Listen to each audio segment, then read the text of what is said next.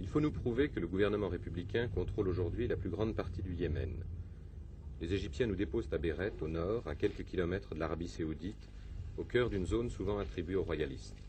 Mais maintenant, les guerriers de ces tribus se disent républicains. Leur allégeance est récompensée ou provoquée. Chaque homme reçoit 25 rials par mois, 120 francs.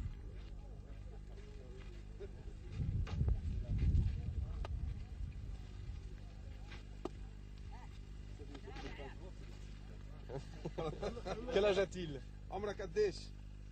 عمري 4 سنوات عمر الثورة. 4 années, l'âge de la révolution. La République dose la démocratie. Le gouverneur de cette région a été nommé par le pouvoir central. Ses subordonnés, les cheikhs, commencent à être élus. Beaucoup de guerriers ici reconnaissent qu'ils vont toucher des fusils chez Faisal, de l'autre côté d'une frontière théorique, pour revenir se mettre au service de la République. On les encourage à crier « Gomouria, République !» « Vive notre président Salal !»« Vive le grand Nasser !» Ce sont les 3 piliers de la sagesse.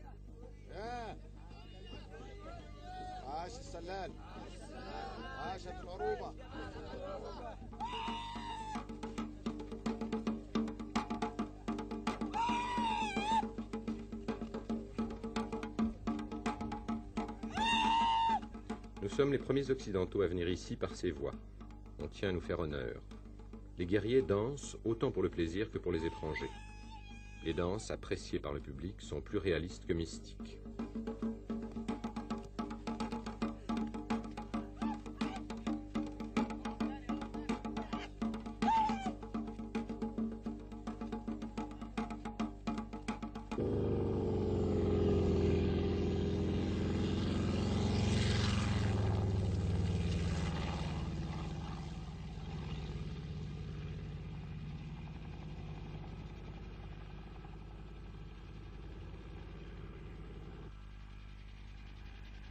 Ici, sur les hauts plateaux, chaque ville de terre battue, chaque hameau blanc avec ses maisons de 3 ou 4 étages, ressemble à une forteresse.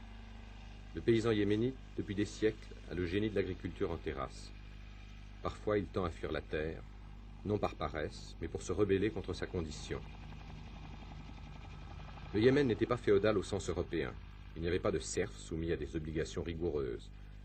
Il était féodal par sa masse paysanne exploitée. Il était surtout coupé de tout contact avec le monde extérieur.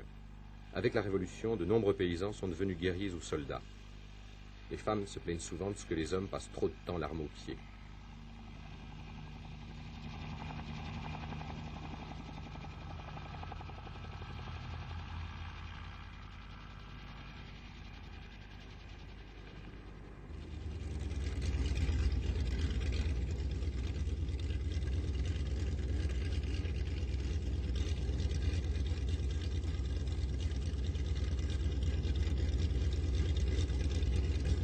Tous les soldats, alliés ou conquérants, pour prouver leur popularité, pour se rassurer, aiment caresser les enfants des pays où l'histoire les a poussés. Officiers et pilotes égyptiens, frères arabes, libérateurs, conseillers, occupants, au hasard des haltes où ils sont accueillis avec hospitalité, sans hostilité, ne manquent pas à la règle.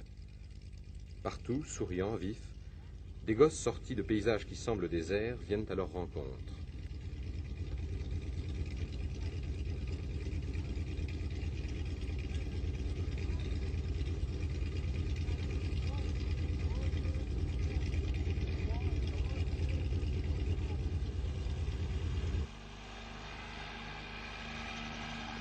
Il y a quelques mois, la situation militaire était encore fluide.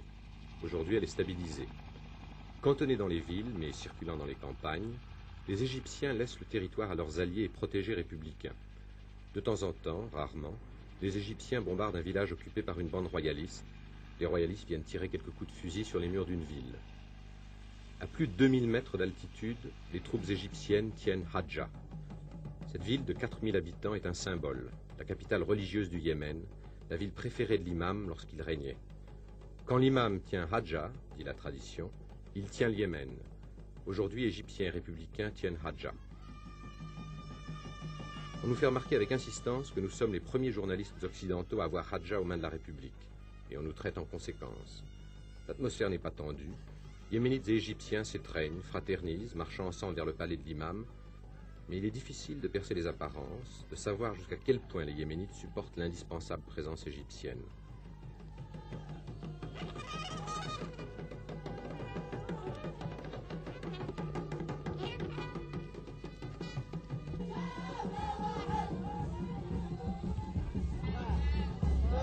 On nous entraîne vers le palais de l'imam.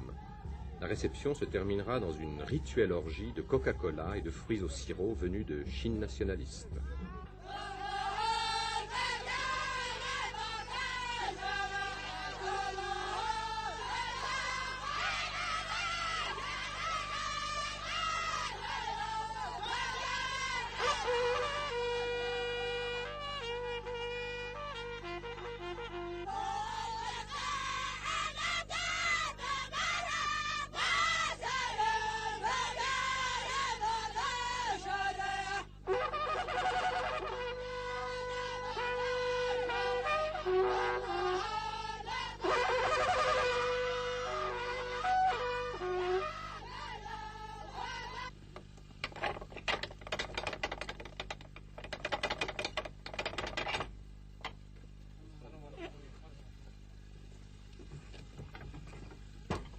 Un dicton affirmait « Le Yémen est la prison du monde et Hadja est la prison du Yémen ». On nous fait visiter la prison de l'imam comme un musée désaffecté de la cruauté. Le maréchal Salal, président de la République, passa 7 ans dans ce cachot. Il y médita, dit-on, sur une histoire de la Révolution française et les œuvres de Gamal Abdel Nasser. Un meurtrier, les antiques fers aux pieds, attend d'être jugé. Nos hôtes dénonceront l'usage des fers par l'imam, mais n'enlèveront pas ces fers aux prisonniers.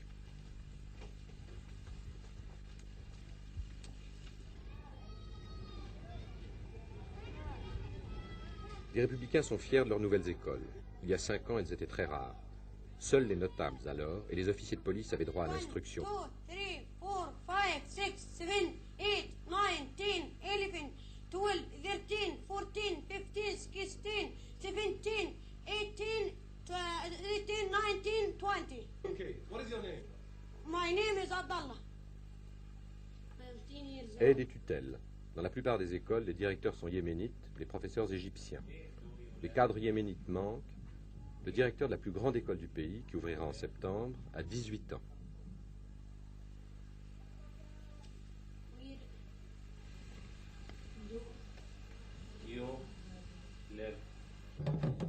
Canon de l'imam, canon de la Révolution. 50 000 soldats égyptiens montent une longue garde au point stratégique.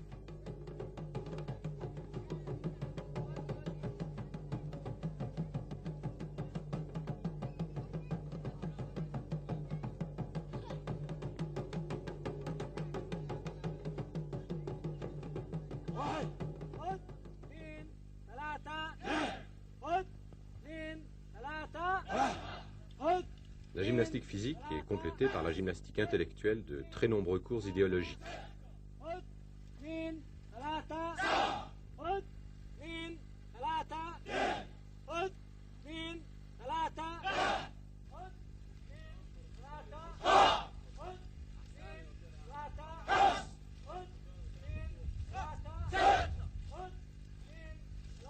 En dehors des villes, la présence militaire égyptienne est surtout sensible sur une des 2 seules routes goudronnées du pays, celle qui relie la capitale, Sanaa, au port d'Hodeïda, construit par les Russes sur la mer Rouge.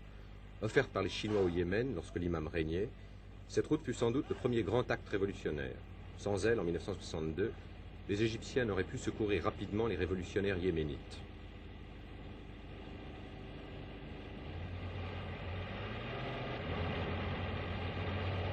Sur cette unique artère moderne, des techniciens chinois qui l'entretiennent avec une patience confucéenne. Efficaces, solitaires, ils sont aussi timides et allergiques à la caméra.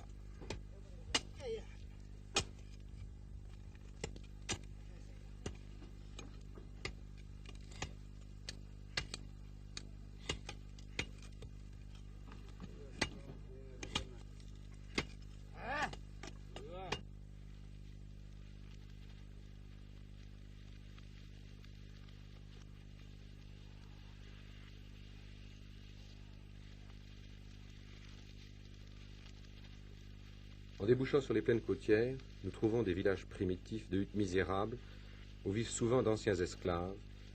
Ces villages sont regroupés le long de la route.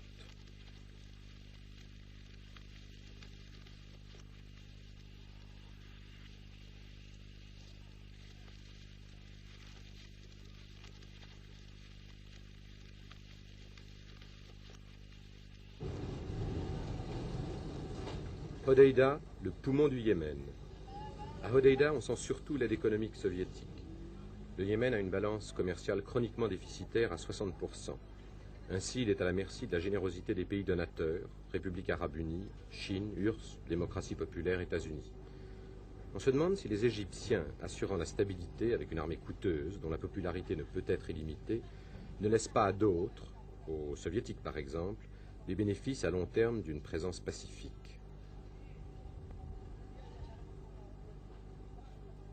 Quelle est la situation politique ici? La République Yémen. La République du Yémen. Qu'est-ce que vous en pensez? On ne pense rien. Mais c'est une bonne chose ou une mauvaise chose? Là, c'était très bonne chose. C'est très bon. Pourquoi? Avant le roi Mohammed, le roi Ahmed, il n'était pas bon. Il n'a pas faire des écoles, des hôpitaux. Tout ça, il ne peut pas faire. Mais lorsque la révolution commence, il fait tout cela. Il fait des écoles et des travail. Et tous les gens qui sont habités, qui sont dehors, ils viennent à leur pays pour travailler et pour vivre dans leur pays. Vous avez l'impression qu'il y a encore beaucoup de royalistes au Yémen? Non, il n'y a rien. C'est fini. Les gens ils disent qu'il y a des royalistes, mais il n'y a pas. Moi, il n'y a pas de royalistes. Nous sommes tous Yémen et nous voudrons la République yéménite. Nous voudrons la révolution, nous ne voudrons pas la royaume. Un effort fantastique a été fourni pour faire entrer le Yémen dans le XXe siècle. Depuis 1962 seulement, écoles, automobiles, usines, cliniques, cinémas surgissent dans les villes. Mais l'effort est parcellaire. Ce qui semble le plus manquer, c'est un plan d'ensemble. Le Yémen hésite aussi entre un socialisme verbal et le libéralisme dirigé. À côté des anciennes classes sociales en mutation, un embryon de prolétariat industriel apparaît. Il apprend avec fierté les exigences de la spécialisation et du pointage. Au Yémen, on peut encore être guerrier à 12 ans. Aujourd'hui, on peut aussi être ouvrier ou chauffeur de taxi au même âge. Dans les villes où vit un 15e des 4 millions de Yéménites, la jeunesse de la Révolution, c'est avant tout la révolution et l'évolution de la jeunesse.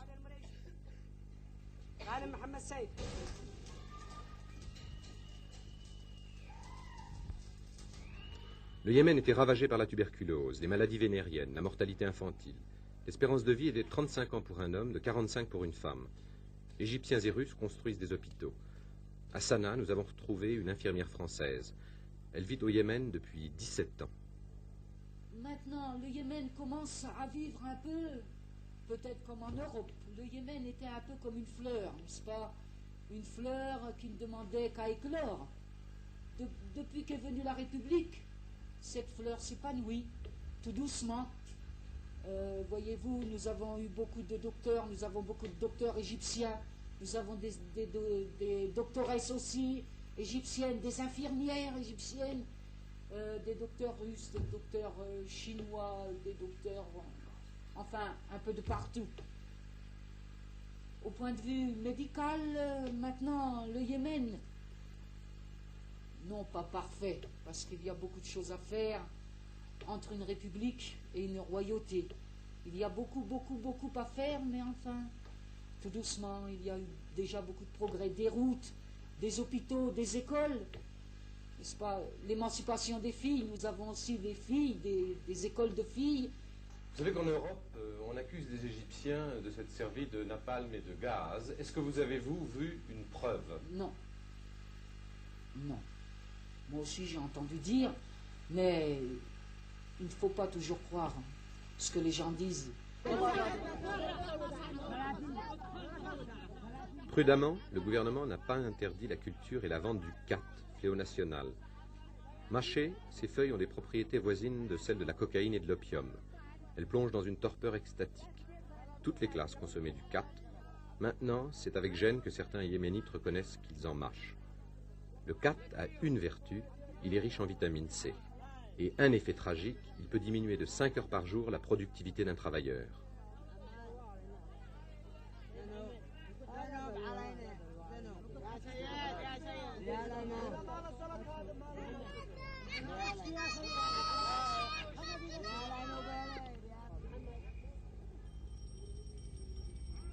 Sanaa, la perle de l'Arabie pour les poètes arabes. C'est une image un peu faible pour ce rêve de voyageur, pour une des plus anciennes, une des plus belles villes du monde.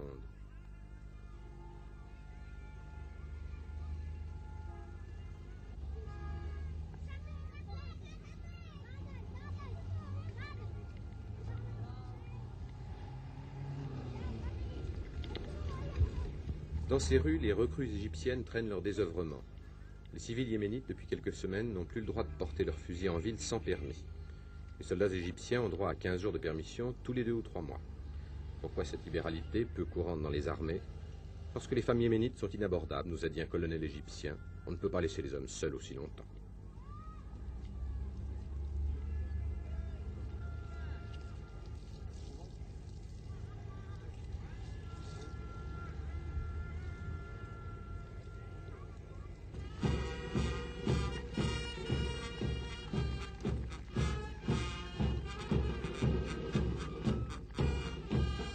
Pour défendre le nouveau régime, pour affirmer sa force, la République a une armée de 9000 soldats.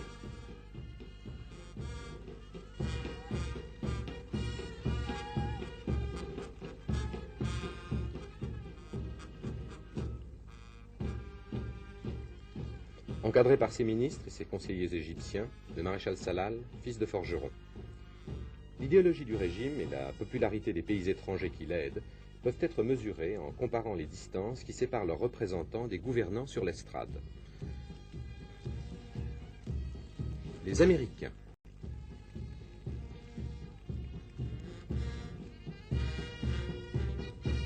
Et plus proches du pouvoir, nettement plus proches,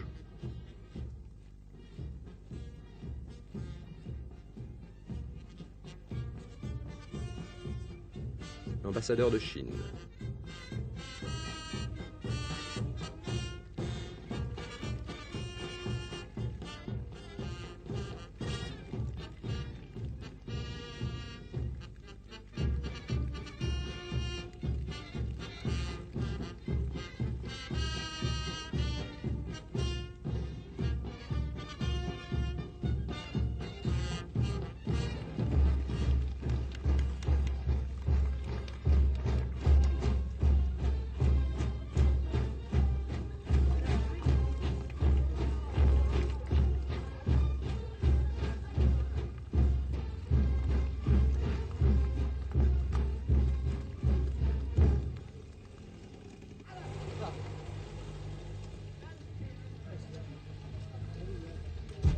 La politique intérieure yéménite est secouée par les activités des grandes puissances, par les royalistes, par les divergences entre républicains.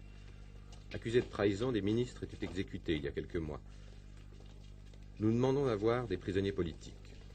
On ne veut pas nous les montrer dans la prison, trop vieille, dit-on. On nous les présente dans la salle du tribunal, au ministère de l'Intérieur. Comment s'appelle le prisonnier? Quel âge a-t-il? Le premier prisonnier nie avoir participé à un complot. Il clame qu'il aime le président Salal et le président Nasser. Il veut aller étudier au Caire. 21 et 22, entre 21 et 22.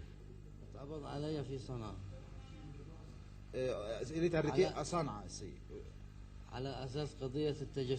Après le procès d'espionnage. 2 autres détenus, un de 17 ans en prison depuis 2 mois, un de 31 ans en prison depuis plus de 2 ans. Et ce dernier risque sa tête.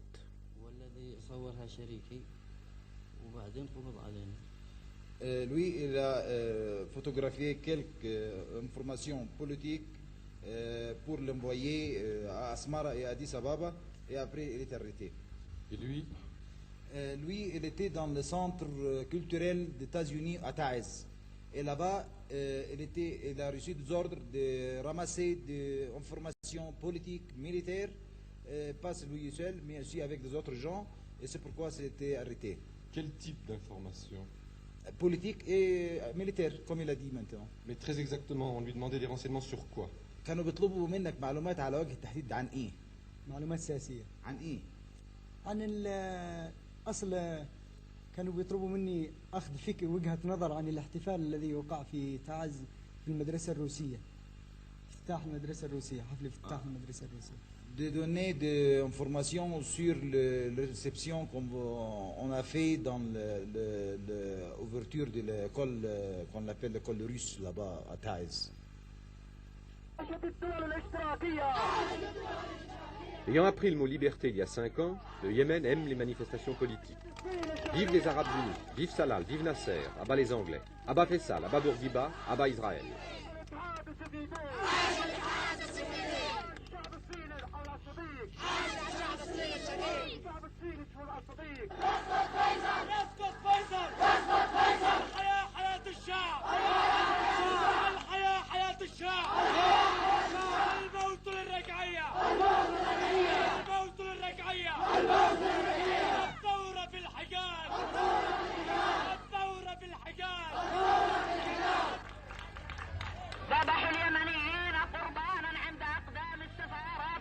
Un cadi fait patienter les spectateurs avant l'arrivée du président.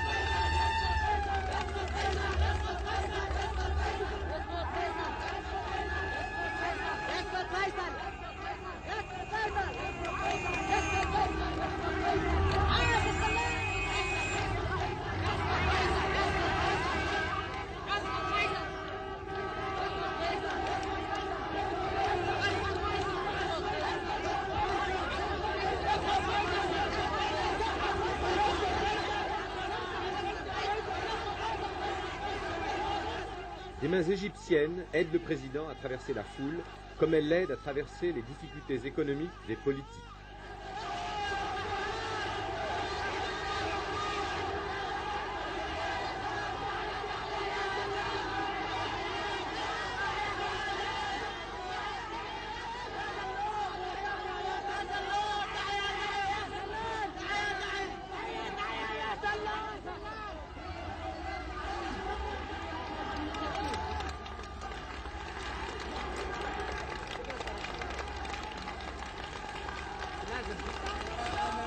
شهداءنا بدافع الحقد والانتقام حقد الملوك. Le maréchal salue les patriotes tombés pour la révolution.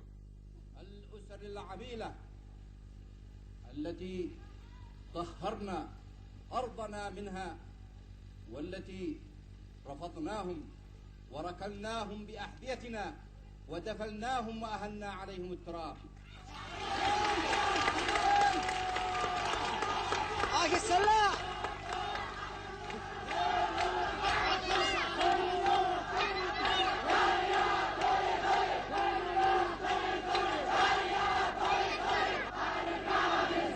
إسرائيليين إلى الحرم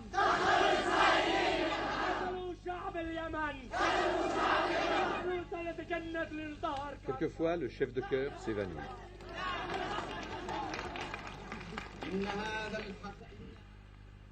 Nous recevons avec ses ministres, en présence de ses conseillers, le président Salal nous expose la nature révolutionnaire de son régime. Monsieur le maréchal, quelle est la nature du gouvernement que vous présidez? Il affirme que la majorité du peuple des villes et des tribus l'appuie, même si, dit-il, une minorité reste fidèle à l'imam. Selon le président, l'imam est surtout une légende entretenue par Faisal au nord, les Anglais au sud, l'impérialisme et le colonialisme partout. Il n'y a pas de divergence entre nous et les Égyptiens, dira le maréchal. Il n'admet pas qu'on puisse faire le moindre reproche à ses alliés.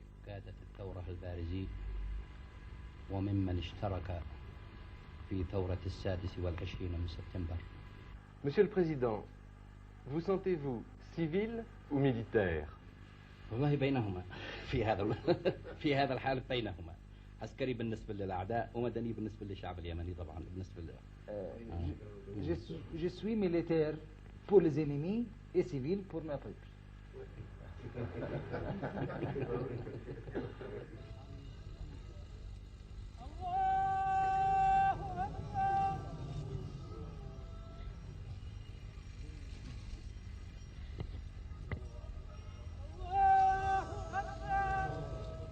Par conviction, par nécessité politique aussi, le président Salal participe scrupuleusement aux grandes fêtes religieuses. Il ne peut oublier que l'imam El-Badr est encore pour certains, le chef religieux du Yémen. Son pouvoir temporel est vaincu, il faut aussi liquider son pouvoir spirituel. Parmi ses cadres, la République a besoin d'un imam progressiste.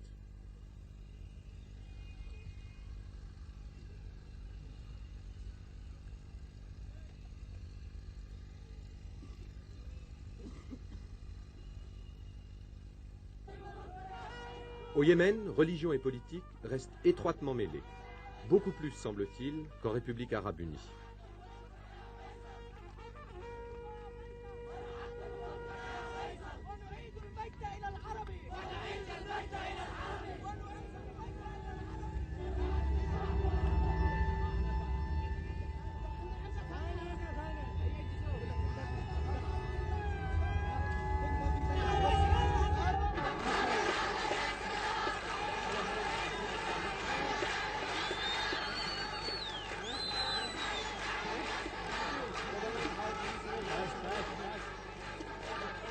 Sur les pentes du Djebel Noukom, le maréchal Salal apprécie sa popularité, reçoit les hommages, les acclamations des citadins et des tribus venus de loin pour la fête de l'Aït el-Kébir.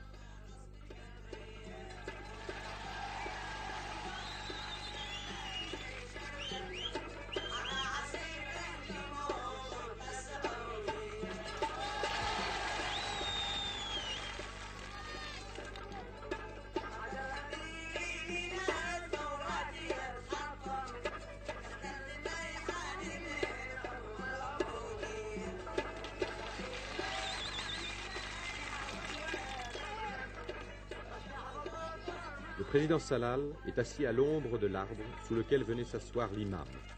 Autrefois, il y a 5 ans seulement.